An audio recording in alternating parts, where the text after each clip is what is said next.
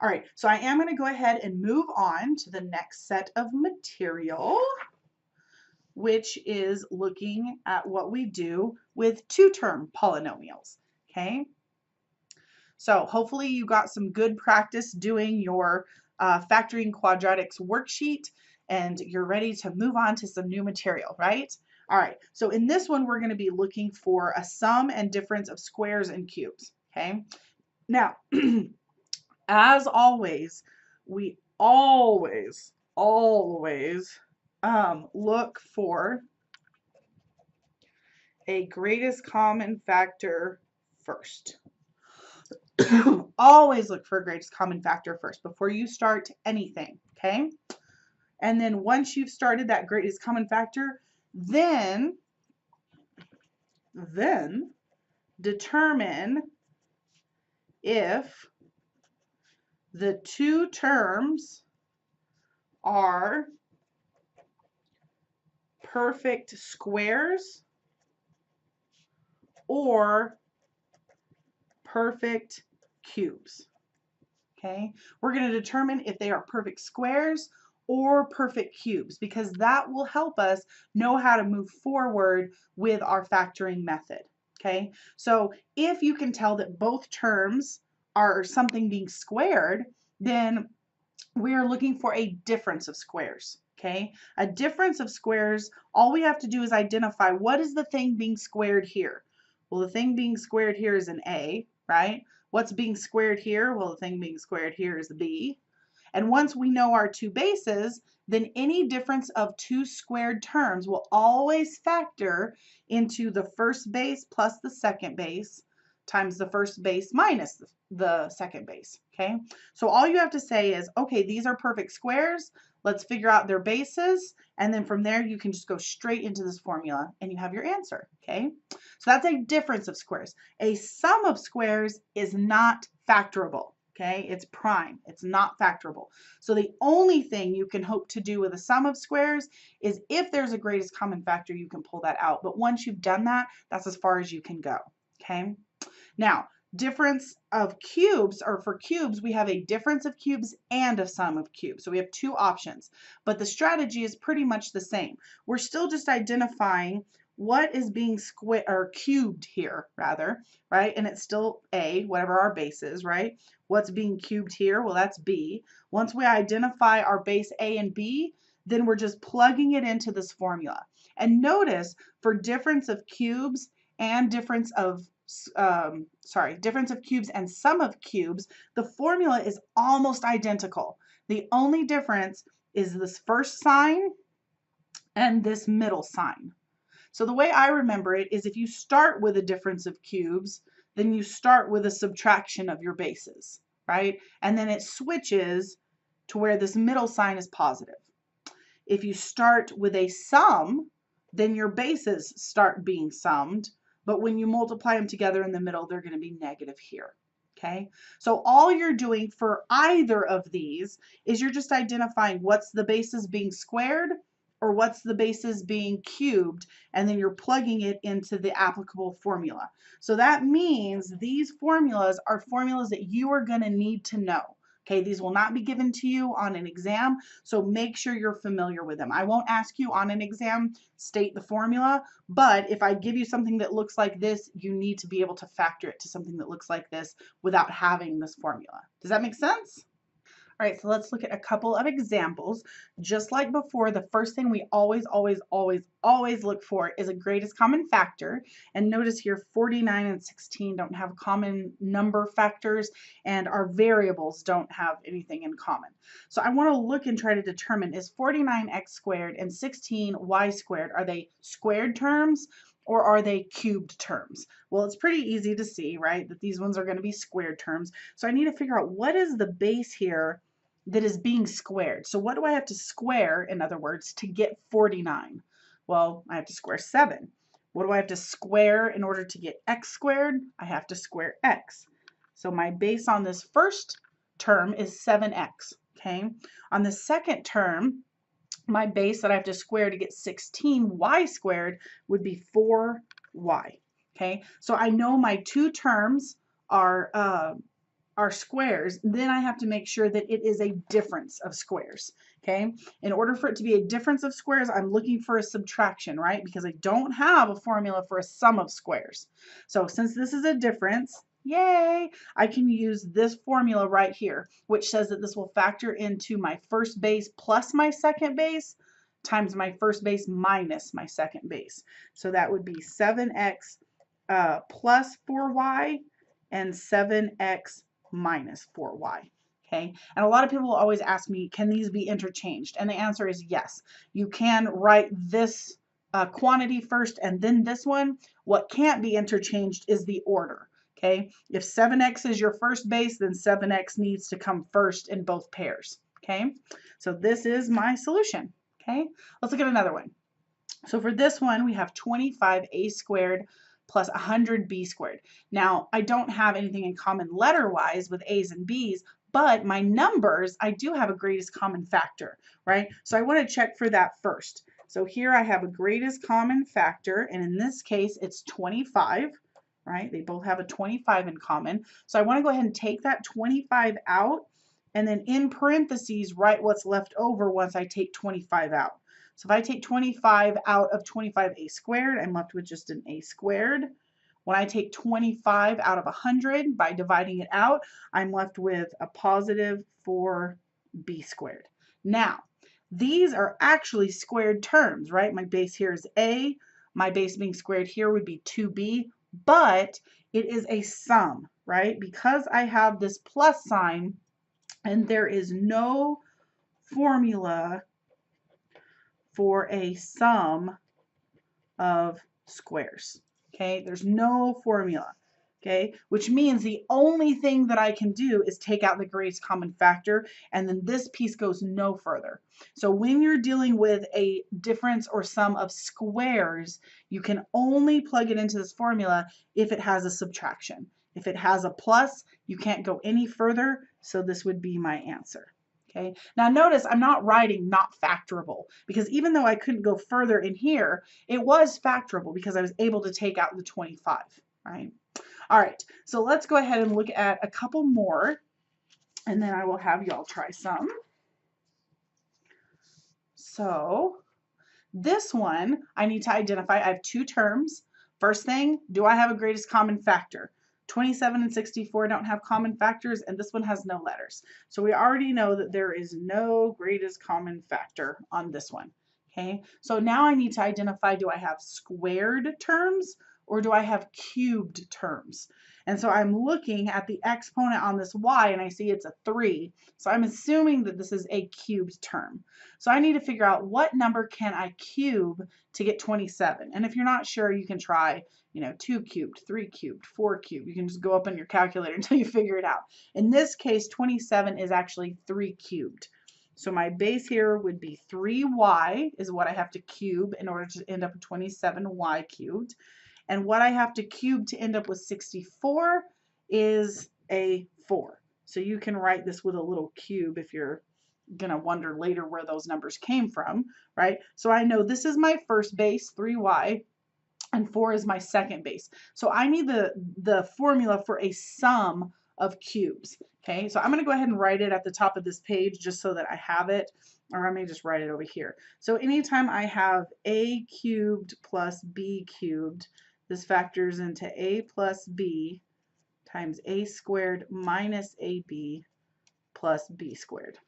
Okay, so I know what my a and b are. It's 3y and 4, so I just want to plug it into this formula.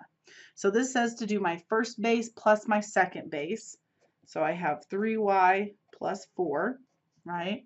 And then it says to do my first base squared. So remember your exponent rules. We're squaring 3y. That means we need to square the 3 and we need to square the y, which will give us 9y squared. Okay. Then we're subtracting our two bases multiplied together. So 3y times 4 is 12y. And then I'm adding my second base squared, right? My second base is 4. If I square 4, I end up with 16. Okay, and the good thing about a sum and difference of cubes is that once you plug it into this formula, it's no longer factorable. Okay, whatever you end up with inside these parentheses, it will not further factor. So just leave it like that. Okay, let's look at this next one. Same thing, I have 81 x to the fourth minus y to the fourth. So I need to determine, is there a greatest common factor, which in this case there's not. So no GCF. And then I need to determine, do I have a difference of squares or cubes? Okay, so when I look at the exponent, I see it's a 4, so I'm going to assume this is a difference of squares. So I need to figure out what is it that's being squared here, right? What is it that's being squared here? So in order to get 81, I would need to square a 9. And in order to get x to the fourth, I would need to square an x squared, right? Because I would have to multiply those and need it to equal 4. Same thing here. What would I have to square to end up with y to the fourth?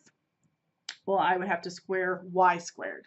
Okay, so now that I have my two terms here, excuse me, I can go ahead and plug it into my formula. So remember, this is a difference of squares. Okay, and our difference of squares says if we have a squared minus b squared, it factors into a plus b times a minus b. So now that I know what my two bases are, I'm just plugging it into this formula that says first base plus second base. So I have 9x squared minus y squared, right? And then I do first base minus second base. So 9x squared plus y squared. Okay. Oops, I wrote it in the reverse order, didn't I? This one says to do the plus first and then the minus. I did the minus and the plus. It doesn't matter. Either way, interchangeable. Okay. But this one's a little bit special in that I can actually go further with this. I can go further with a difference of squares if I continue to have a difference of squares. So when I look at this sum here, 9x squared and y squared are still both perfect squares, but this one's a sum. So I can't go any further with this. Okay, so this one, done. No formula for sum of squares. Okay, but this one is still a difference of squares. Okay, difference of squares. Okay, this one's still a difference of squares, so I can actually go further with this. All I need to do is identify what my two bases are. So what do I need to square in order to get 9x squared? Well, I would have to square a 3 and I would have to square an x. What do I have to square to end up with y squared? I'd have to square a y, right? So these are my two bases, so I'm going to plug it into this formula again. So first base plus my second base, so 3x plus y, times first base minus my second base, so 3x minus y, times this other quantity, right, that I couldn't go further with. So 9x squared plus y squared, right? And now it's completely factored. Okay, does that make sense? So sometimes when you do a difference of squares, what you have in your parentheses could potentially be another difference of squares or a sum or difference of cubes. So be sure to be on the lookout for that. Okay. All right, I got one more to look at. This one, I see a difference, so that's good. Hopefully we can do something with it. And I'm trying to determine, is it a difference of squares or cubes? Oh, first of all, no greatest common factor here, right? No numbers in common, no variables in common. So I'm going to say no GCF on this one. And then I need to identify my bases. So here I see an exponent of a 3, so I'm assuming this is a cube. So I want to see, what do I have to cube in order to get 125? Well, 125 is 5 cubed. So my base here is going to be 5p, right? Because I have to cube p to end up with p cubed. And then in order to end up with r to the 6th power, I would have to cube r to the 2nd, right? R squared. Because if I take r squared and I multiply it by 3 or cube it, I will get 6. Okay, so these are my two bases, and now I just need to plug it into my difference of cubes formula. So my difference of cubes formula, I'm going to write here, this is the difference of cubes. Okay, and my difference of cubes formula says if I have a cubed minus b cubed, that factors into a minus b times a squared plus ab plus b squared. So again, these formulas that we're using, you are going to have to know those formulas, okay? Put this on your formula sheet, or if you keep a note card, or if you highlight, star these formulas, okay? This is something you're going to need to know. So now that we have our bases, instead of a and b, we have 5p and r squared. So we're going to do our first base, which is 5p, minus our second base, which is r squared, times our first base squared. So if I square 5p, square the 5, I get 25, square the p, I get p squared. So 25p squared plus my first base times my second base. So 5p times r squared is going to be 5p r squared plus my second base squared. So my second base is r squared. If I square r squared, I get r to the fourth. Okay, and then remember, with sum and difference of cubes, they will not factor further. Once we do that, we are done. Okay, all right, so there are 2 practice problems for you to try at the bottom of this page. So go ahead and pause the video so that you can work those out, and whenever you're ready to check yourself or see them talked through, go ahead and play the video again. Okay. All right, so on this first one, notice before we even start looking for sum or difference of cubes or difference of squares, we have a greatest common factor of 3. So we want to first take that 3 out, which will leave us with x squared minus 25. Now this is a difference of squares, right? These are both perfect squares because we can square x and we can square 5. Right, to get x squared and 25, and it's being subtracted, so it's a difference. So I can plug in my x and my 5 into the difference of squares formula to get x plus 5 and x minus 5. And then don't forget to put your greatest common factor of 3 out front. Okay. On number 2, there's no greatest common factor for this one, so I go straight into determining what the bases are. Here, this one is a cubed, right? I see the little x cubed. Or you're looking for powers of 3, right? Or if it's a difference of squares, you're looking for powers of 2. So in this case, we have a cubic. And what do I have to cube to get 8x cubed? Well, I'd have to cube 2x. So that's my first base. What would I have to cube to get 27? I would have to cube 3. So that's my second base. So when we plug 2x and 3 into our our sum of cubes formula, we should get 2x plus 3. And then remember, this is our first base squared, which would be 4x squared. And then we subtract our 2 bases being multiplied together. So 2x times 3 gives us the 6x, right? Plus our second base squared. So my second base is 3. When I square it, I get 9. Okay. All right. So now that we have done that, you should now be able to complete the Knewton assignment that is titled Factor Quadratics. Okay, so you should have already been able to do the worksheet that we finished last time, right? The worksheet which was factoring quadratics, I think. And now that we finished sum and difference of cubes, now you should be able to go in and do factoring quadratics. Okay, so don't put that off. Go ahead and do it now. What I'm going to do in the remainder of this video is now just give you a bunch of mixed practice. Okay, so on this mixed practice, you'll see 2-term polynomials, 3-term polynomials, 4-term polynomials, and we have to figure out the best factoring method. Okay, and then once we do all this extra practice, then we'll probably have a few more assignments due. Okay, so be sure to note these in your notes so that you know what's due. Okay, all right, so let's look at some additional examples. So factoring completely here. First thing we look for is a greatest common factor. No matter what we're starting with, you always look for greatest common factor first, which in this case we have one, and it is 10. So I'm going to put a little star here. Our greatest common factor is a 10. So when I take out a 10 from these terms, I'll be left with x squared minus 6x plus 9. Okay, just dividing 10 out of each term. Now, with what I have left over, I have 3 terms. So when I have 3 terms, my method is the sum product chart. Okay, so I'm going to go ahead and write the chart down here. So my sum is my middle coefficient, which here is -6, and my product is my leading coefficient times my last coefficient. So I have 1 times 9, which is 9. So I need something that that multiplies to 9 that combines to -6, which in this case would be -3 and -3, right? -3 times -3 gives me the +9 that I need, and -3 combined with -3 gives me the -6 I need.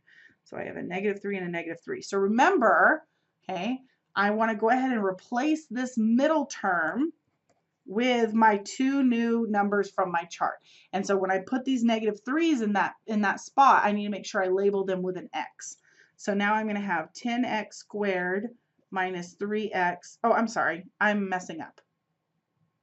I don't want to plug it into this one. I want to plug it into this one, right? Because we took out a greatest common factor. I'm sorry.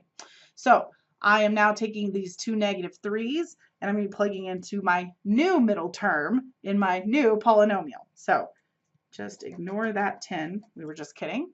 So we have x squared minus 3x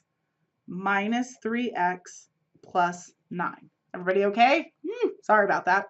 So I'm taking the two numbers from my chart and replacing my middle term. And I'm not replacing the middle term from the original problem, right? I'm replacing the middle term from this new polynomial that I got after I took out my greatest common factor. Okay, so now that I have 4 terms, I can go ahead and group. So when I do grouping, out of the first pairing, I can take out an x, which leaves me with x minus 3. And out of the second pairing, I want to take out a -3, which leaves me with x minus 3. Okay, now they both have that quantity in common.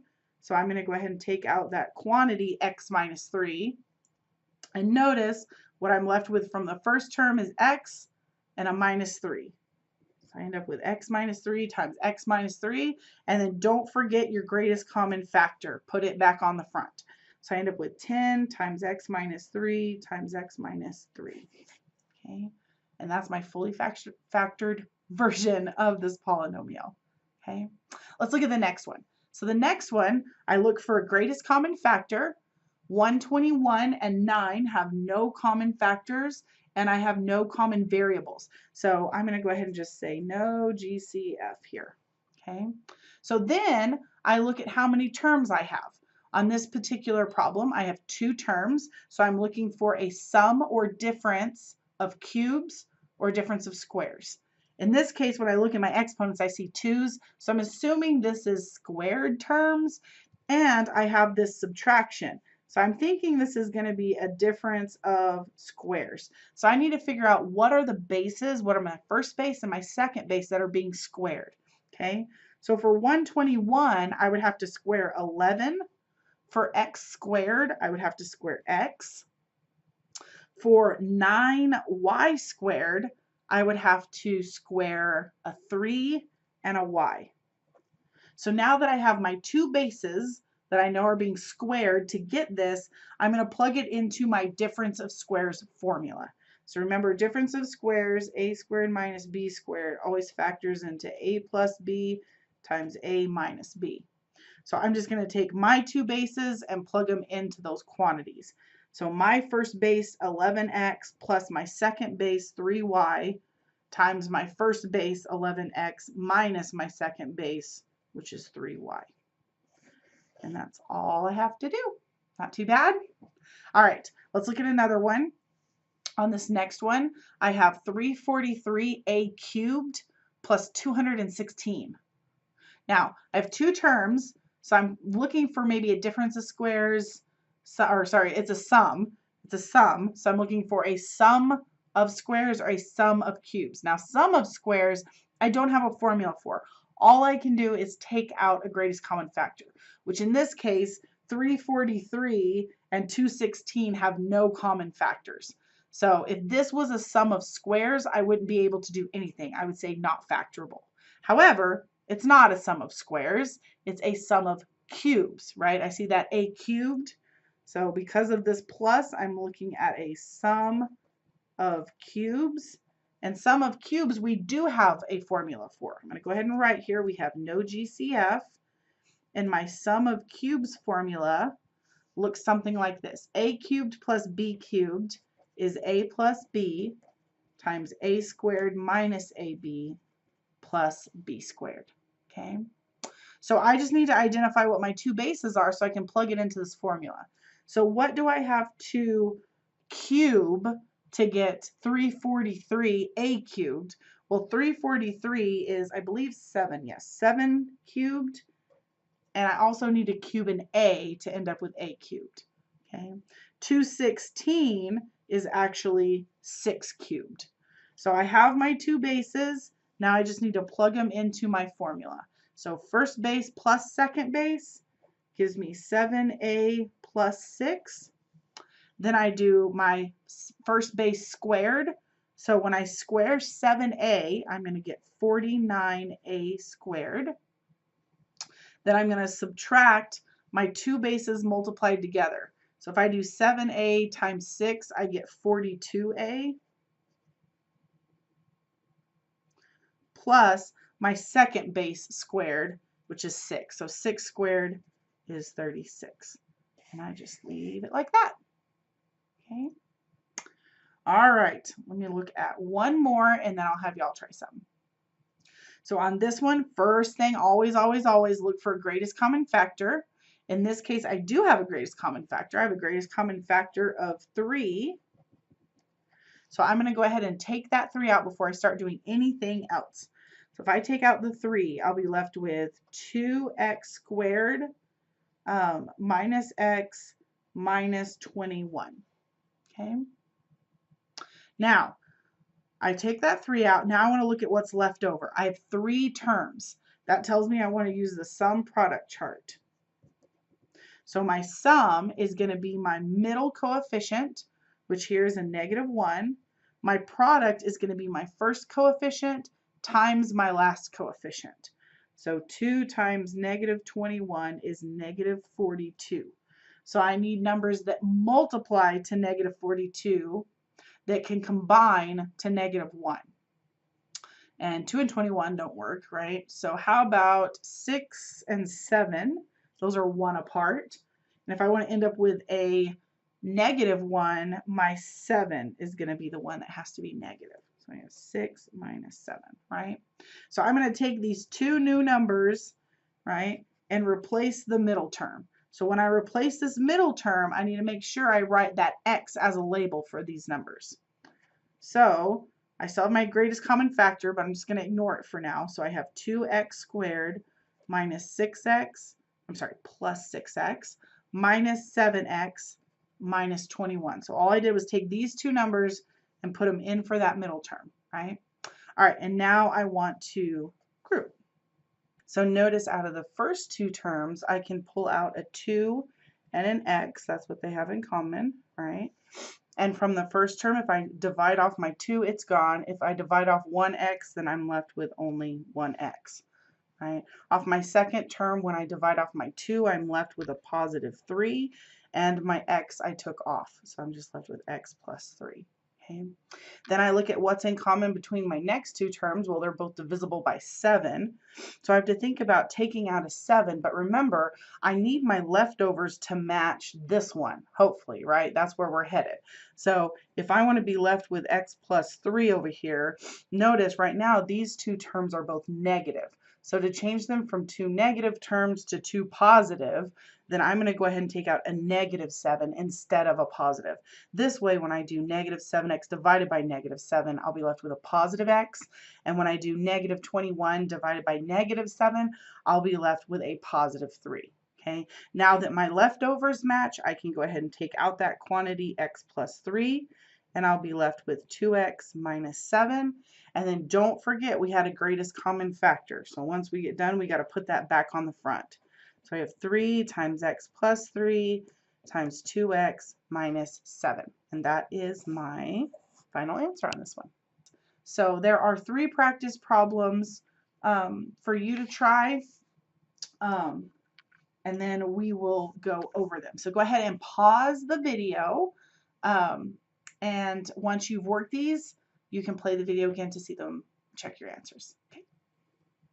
All right, so on number 1, you can take out a greatest common factor of 4 before you do anything, which makes your polynomial a lot smaller and easier to work with because it becomes x squared minus 4x plus 4. There's 3 terms, so we're going to do the sum product chart. Our sum is our middle coefficient, -4, and our product is our first coefficient times our last coefficient, so 1 times 4. So things that multiply to +4 that will combine to -4 would be -2 and 2. So I'm going to take -2 and -2 and replace that middle term. So when I plug them in, I want to make sure to put an x on them because they're replacing this 4x, right? So x squared minus 2x plus 4. And then I group. Out of the first pairing, I can pull out an x. Out of the second pairing, I can pull out a -2. And they have the same leftovers of x minus 2. So I'm left with x minus 2 times x minus 2. And then because I had a greatest common factor, don't forget to put that 4 back on the front. Okay. For number 2, there is no greatest common factor, but there is a subtraction of 2 terms. And so we're looking for a difference of cubes or a difference of squares. Judging by the exponents on our variables, we're assuming it's a difference of cubes, right? So I need to figure out what can I cube to get 64x cubed. My base would be 4x, right? And what do I cube to get 125y cubed? My base would be 5y. So once I know my bases are 4x and 5y, I just plug those into the difference of cubes formula, which you need to know. And this is what I should end up with. 4x minus 5y times 16x squared plus 20xy plus 25y squared. Okay, it doesn't simplify any further. We just leave it like that. Okay, all right. And then our last one, number 3 here, we have a greatest common factor of 5. So we want to go ahead and take that 5 out. When we take the 5 out, we're left with x squared minus 14x plus 49. Okay. Our sum, because we have 3 terms, we're going to do the sum product chart. Our sum would be our middle coefficient, which is -14. And our product would be our first coefficient times our last coefficient. So 1 times 49 is 49. So I need something that multiplies to 49 that combines to -14, which would be -7 and -7. So I'm going to use -7 and -7 to replace that -14x. So when you plug them in for your middle term, be sure you use the same label of x here, okay? And then we just group. So once we end up factoring it, we get x minus 7 times x minus 7. And then don't forget to put your greatest common factor of 5 back on the front here, okay? All right, so I want to point out one thing to you really quick, and that's that there is a shortcut, okay? Not on all of them, but on some of them, like this one. Anytime your leading coefficient is a 1, okay? When you're doing the sum product chart, if your leading coefficient is a 1, only when it's a 1. So I couldn't do the shortcut if I was doing something that looks like this. But since I took the 5 off and notice now my leading coefficient is a 1, I can use the shortcut here. And what the shortcut is that if your leading coefficient is a 1, whatever numbers you find in your chart here, so here we found -7 and -7, those will be the numbers in your factored quantities. So notice we had -7, -7, and this actually factored into x minus 7 times x minus 7. So I am fine with you using that shortcut when the leading coefficient is 1, rather than replacing the middle term and grouping, if you can remember it, okay? So number 3 was one you could have used the shortcut on, and also this number 1, right? If we come back up, once we took off our greatest common factor of 4, notice our leading coefficient became 1. The numbers we got in our chart were -2 and -2, and just like luck would have it, it factored into x minus 2 and x minus 2. So if you notice that the leading coefficient is a 1 and you're doing some product, I am okay with you taking those numbers from your chart and just going straight to your factored quantities, okay? But be sure you don't forget your greatest common factor if you have one. If you're not good with shortcuts, then don't use it. Okay, just go through the process and you'll get the right answer. All right, so now where does that leave us? So you should now be able to do your Knewton assignment that is titled Other Factoring Techniques, which is kind of just a combination of all the different techniques that we have learned. Okay, they might give you additional instruction on special cases and things like that if you're struggling, which I'm fine with you using, or you can work them the way I've shown in my notes here. Okay, there's also another worksheet, which is mixed factoring. Okay, so when it comes to factoring, you've had now 2 worksheets and 2 assignments. Okay, so make sure you get it all done so you're not missing anything. We started with a factoring worksheet, which you should have already done, factoring quadratics. Then you had a Knewton assignment, factor quadratics. Okay, and now you have another Knewton assignment, other factoring techniques, and another worksheet, the mixed factoring worksheet. Okay, so if you have any questions about that, please let me know so we can get it cleared up. But you should be able to complete all 4 of those assignments now. Okay, good luck, and let me know if you have any problems.